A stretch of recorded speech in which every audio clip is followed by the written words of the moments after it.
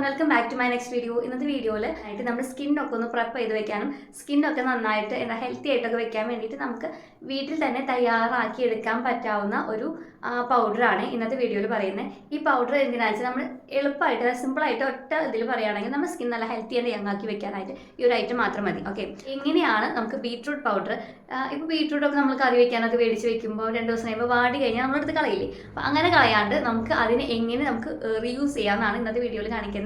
അപ്പോൾ ഇത് ഞാൻ വാങ്ങി വെച്ചിട്ടേ ഒരാഴ്ചയിന് മേലെ ആയിട്ടോ കറി വയ്ക്കാൻ വേണ്ടി വാങ്ങി വെച്ചതാണ്. പക്ഷേ ഉപയോഗിക്കാണ്ട് ഇരുന്നിട്ട് ഒരുപാട് വാടി.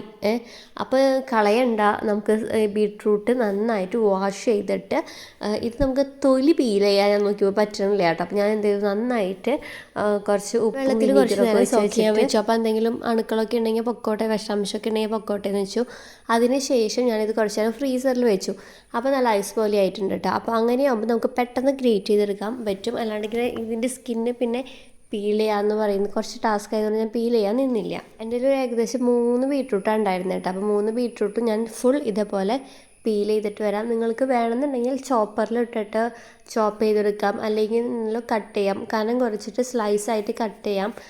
എങ്ങനെ വേണമെങ്കിലും ഉണക്കാം. ഞാനിപ്പോൾ ഈ സമയത്ത് ഇടയ്ക്ക് വെയിൽ വരുന്നു, ഇടയ്ക്ക് മഴ വരുന്നു, അങ്ങനെ ക്ലൈമറ്റിന് പ്രത്യേകിച്ച് സ്ഥിരത ഇല്ലാത്ത കാരണം ഞാൻ പെട്ടെന്ന് ഉണങ്ങി കിട്ടാനായാലും ഇങ്ങനെ ഗ്രേറ്റ് ചെയ്യുകയാണെങ്കിൽ 2 ദിവസത്തിനുള്ളിൽ നമുക്ക് നല്ല വെയിലുണ്ടെങ്കിൽ ഇന്ന് തന്നെ ഒരുവിധം ഉണങ്ങി കിട്ടും. നാളെയും കൂടി ആയാലും നമുക്ക് പൊടിച്ചെടുക്കാൻ പറ്റും. പക്ഷേ ഇതങ്ങനെ ശരിക്കും മഴ വെയിൽ മാറി നിൽക്കുന്ന കാരണേ പറ്റണില്ല. അപ്പോൾ ഞാൻ എന്ത് ചെയ്തു, ഗ്രേറ്റ് ചെയ്യാമെന്ന് വിചാരിച്ചു. ഗ്രേറ്റ് ചെയ്യുമ്പോൾ പെട്ടെന്ന് പണി കഴിയും. അങ്ങനെ എല്ലാം നമ്മുടെ ബീട്രൂട്ട് ഞാനിവിടെ ഗ്രേറ്റ് ചെയ്തെടുത്തിട്ടുണ്ട്. അപ്പോൾ ഇതുപോലത്തെ ഒരു സ്റ്റീലിൻ്റെ പാത്രത്തിൽ വെക്കാം. അല്ലാന്നുണ്ടെങ്കിൽ ന്യൂസ് പേപ്പറിലിടാം. ന്യൂസ് പേപ്പറിൽ ഇങ്ങനെ പച്ചയ്ക്ക് ഇടുമ്പോഴേ ഇതിൻ്റെ ജ്യൂസൊക്കെ അത് വലിച്ചെടുക്കും. പിന്നെ ന്യൂസ് പേപ്പറിൽ ആ മഷി ഉണ്ടല്ലോ അതൊക്കെ ഇതിലോട്ടായി അങ്ങനെ ആവണ്ടെന്ന് വെച്ചിട്ടാണ് ഞാൻ സ്റ്റീൽ പാത്രത്തിലിടുന്നത്. അപ്പോൾ ഫസ്റ്റ് ഡേ നിങ്ങൾക്ക് ഇങ്ങനത്തെ സ്റ്റീലിൻ്റെ പാത്രത്തിലിട്ടാൽ ഇത് ഉണങ്ങി കിട്ടും, ഒരുവിധം ഒരു ഡ്രൈ ആവും. പക്ഷെ പൊടിക്കാൻ പാകത്തിനാവില്ല. അപ്പോൾ ഞാനിതിങ്ങനെ വെച്ചിട്ട് നല്ല വെയിലത്ത് വെച്ചേക്കുവാണ് കേട്ടോ. അതിന് പിറ്റേ ദിവസം വെച്ചാൽ ശരിക്കും എനിക്ക് വെക്കാൻ പറ്റിയില്ല, മഴയുണ്ടായിരുന്നു.